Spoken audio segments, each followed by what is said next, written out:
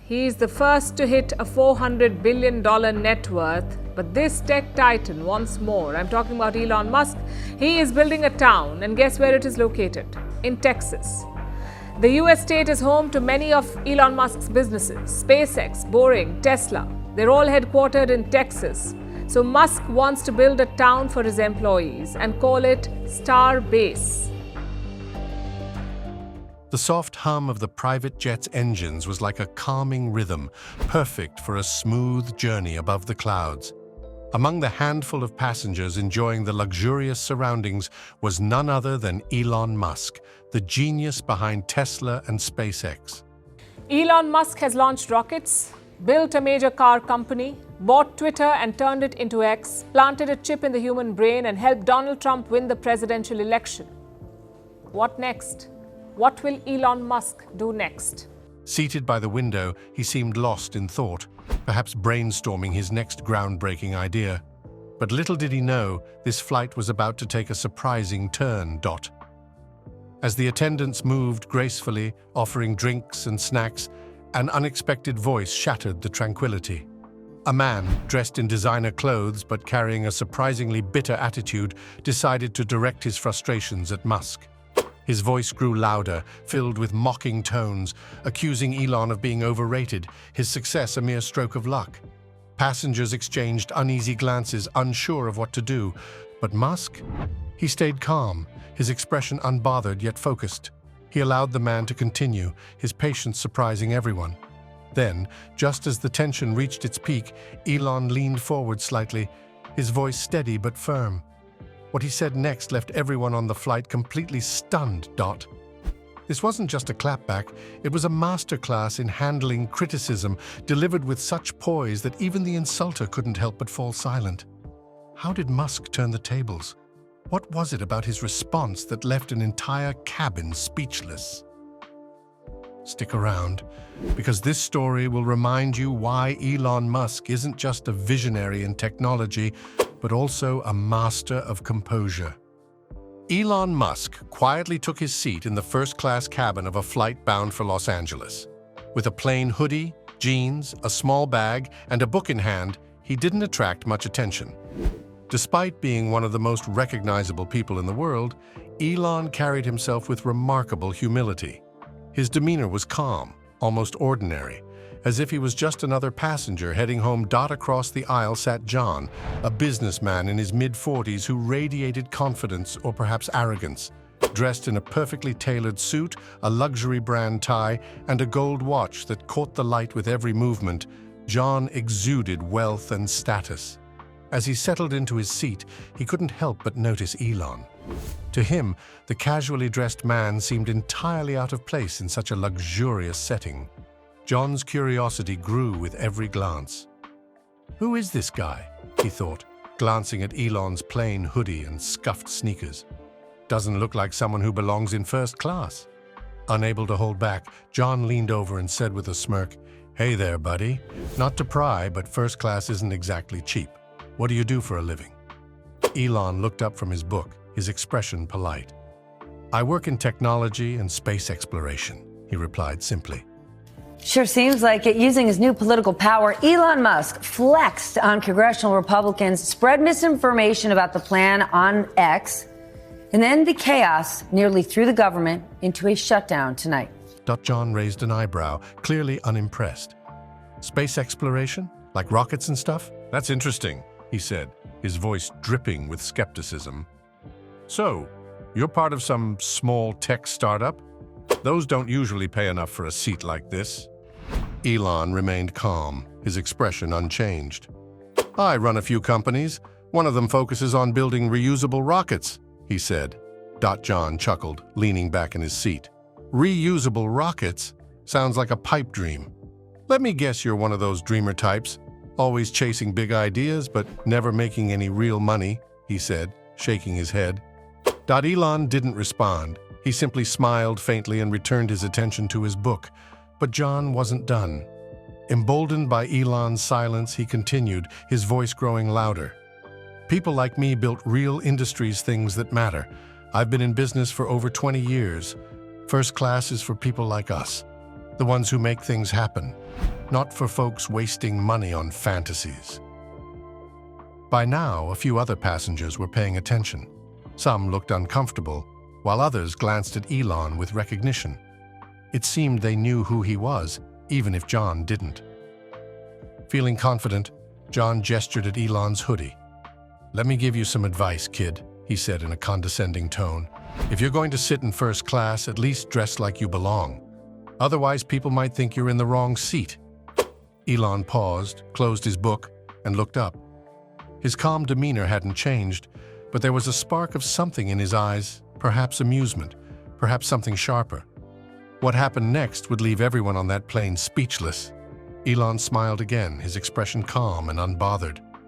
"Thank you for the advice," he said simply, his tone steady and polite. John, seated across the aisle, burst out laughing. "No problem. Who knows, maybe one day if you work hard enough, you'll get to be like Elon Musk or someone like that. Now that guy's a real genius, not just some dreamer with big ideas," he said, his voice full of sarcasm. Elon didn't respond. He just gave the faintest hint of a smile and returned to his book.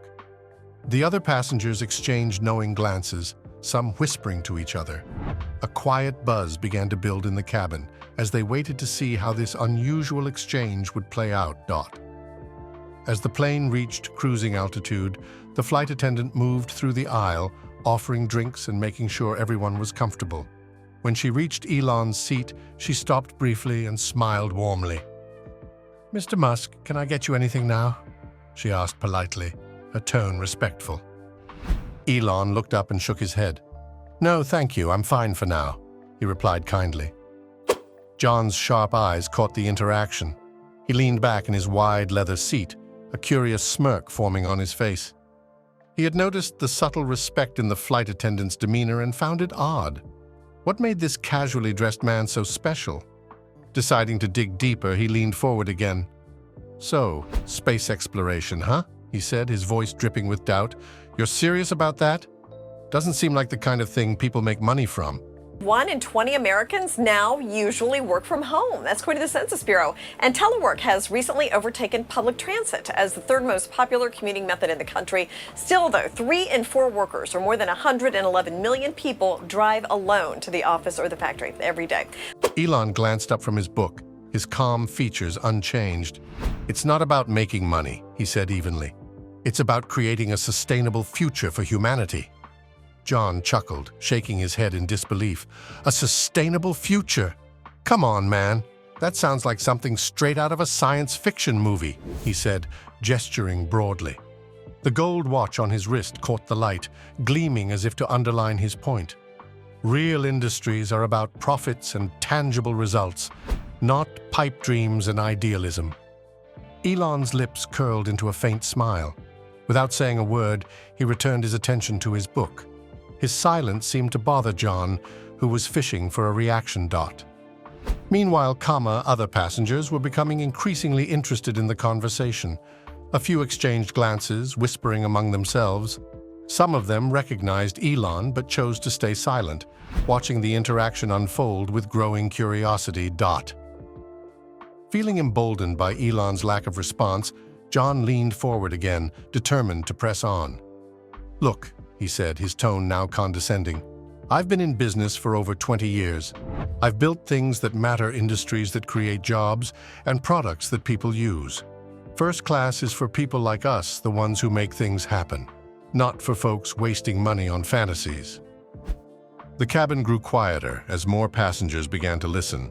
John, mistaking the silence for agreement, smirked and continued. "Let me give you some advice, kid," he said, gesturing toward Elon's hoodie. "If you're going to sit in first class, at least dress like you belong. Otherwise, people might think you're in the wrong seat." Elon paused, slowly closing his book. For the first time, he looked directly at John, his expression calm but with a glimmer of something more, perhaps amusement or quiet confidence. "Thank you for your concern," Elon said, his voice measured. "But I think I'm exactly where I'm supposed to be." The simple response left John momentarily speechless, but not for long. Recovering quickly, he laughed again, louder this time. "Fair enough," he said, leaning back in his seat. "But seriously, if you ever want to make it big, you've got to think practically. Big dreams don't pay the bills. Just then, a passenger seated a few rows ahead turned around and spoke up.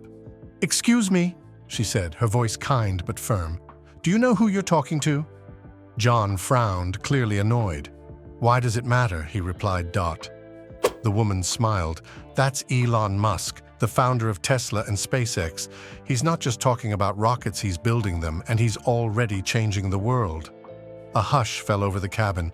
John's smug expression wavered as he looked back at Elon, realization dawning on him. Other passengers began nodding and murmuring in agreement. John's face reddened slightly. He opened his mouth to say something but thought better of it. Instead, he shifted uncomfortably in his seat, avoiding Elon's gaze. Elon, for his part, simply smiled politely and reopened his book. He showed no trace of anger or pride, just quiet composure. The flight attendant returned shortly after, offering Elon a drink, which he accepted with a nod.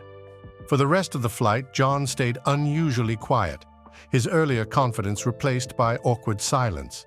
Meanwhile, the other passengers couldn't help but admire Elon's poise. He hadn't needed to argue or prove himself. His actions and reputation spoke louder than words ever could. By the time the plane landed, it was clear to everyone on board, Elon Musk wasn't just a dreamer. He was a doer, someone who turned the impossible into reality. John pressed on, his voice lowering as if he was about to share some great wisdom. "Listen, buddy," he said, "you've got ambition, I'll give you that. But ambition without results, that's just wasted potential." He adjusted his suit jacket, making sure his red tie was perfectly aligned, as if to show that his appearance alone set him apart from others. Moments later, the flight attendant returned, holding a tray of food. She addressed Elon directly with a tone that was both professional and respectful. "Mr. Musk, we've prepared your preferred meal. Would you like it served now or after takeoff?" John's eyes widened and his jaw dropped. "Wait, did you just say Musk? As in Elon Musk?" His face turned bright red as the truth hit him like a ton of bricks. The flight attendant smiled, clearly used to moments like this. "Yes, sir," she said with mild amusement. "This is Mr. Elon Musk."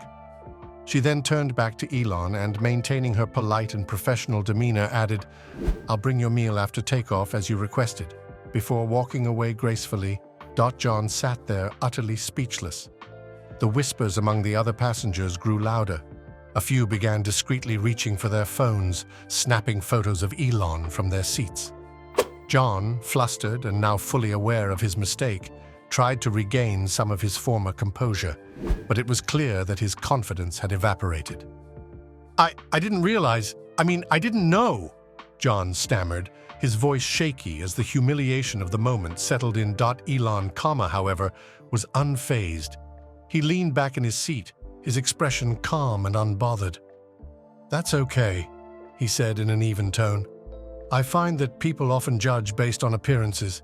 It's a common mistake." John forced out a nervous laugh, but it lacked the confidence he had earlier. "Oh, well, I was just joking earlier. You're a brilliant guy. I respect everything you've done."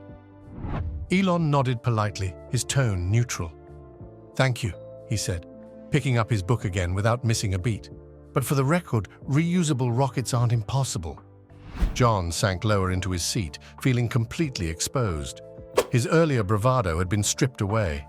He glanced around, noticing the amused expressions of the nearby passengers. The weight of their judgment seemed to press on him, making him wish he could disappear. For the rest of the flight, John remained silent, his embarrassment now fully evident. The flight continued in an awkward silence for John. He couldn't bring himself to look at Elon, who had gone back to reading his book as if nothing had happened. The other passengers, however, couldn't help but steal glances at the billionaire. Some whispered to each other while others silently chuckled at John's expense. About halfway through the flight, one of the passengers, a young woman seated nearby, mustered up the courage to approach Elon. She held her phone in her hand, looking a little nervous but determined. "Excuse me, Mr. Musk," she said, her voice a little shaky. "I'm a huge fan of your work. Would it be okay to take a quick photo with you?"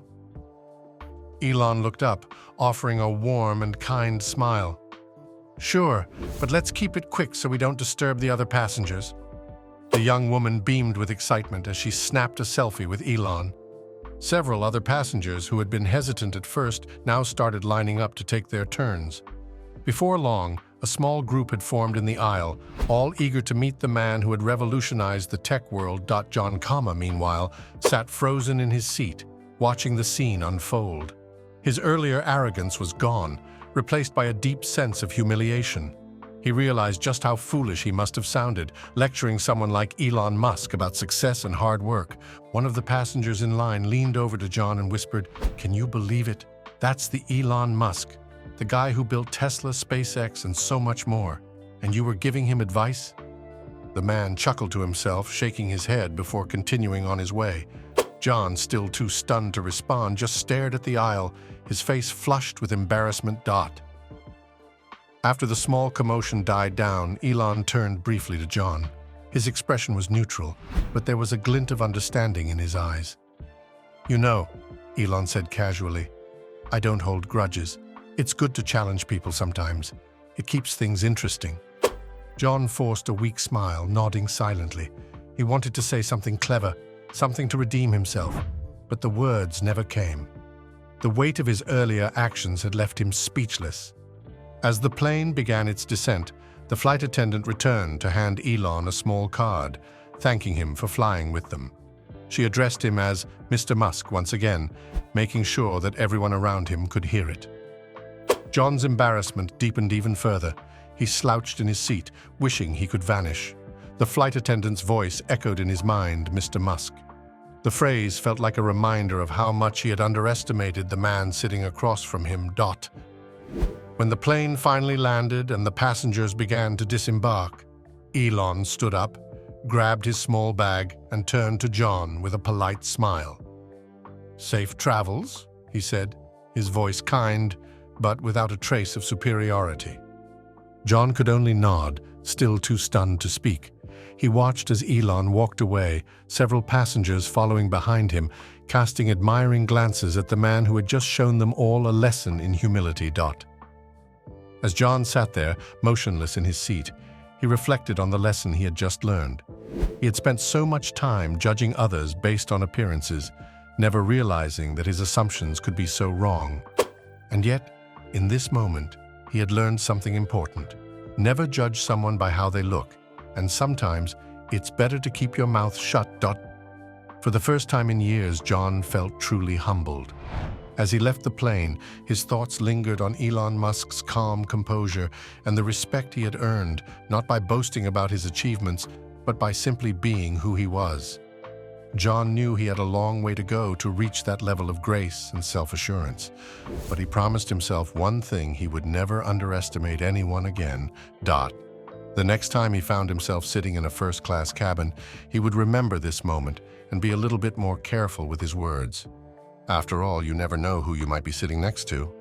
As the flight came to an end, John was left to reflect on the humbling lesson he had just learned. He had come into the flight with all the confidence in the world, thinking that his years of business experience gave him the right to judge others. But by the end of the journey, he realized that appearances can be deceiving, and it's easy to make assumptions about people without truly knowing them. Elon Musk, the man he had underestimated, had quietly shown him what true success looks like: humility, kindness, and a focus on something bigger than personal gain. For John, it was a wake-up call. He could no longer be the person who thought he knew it all. He learned that real leaders don't boast or look down on others, they lead by example and let their work speak for itself. As John watched Elon walk off the plane, his perspective shifted. He understood that success isn't about wealth or status, it's about having a vision and the courage to chase it, no matter what others think. By the time John left the plane, he was a changed man. He would never again let his pride cloud his judgment, and he would think twice before making assumptions about others. He knew that if he ever crossed paths with Elon Musk again, he'd have a lot more respect for him, no need for words, just admiration for the quiet strength and wisdom he had witnessed that day. Next time you find yourself in a similar situation, remember John's story. Always look beyond the surface and never judge someone based on their appearance. You never know who they might be.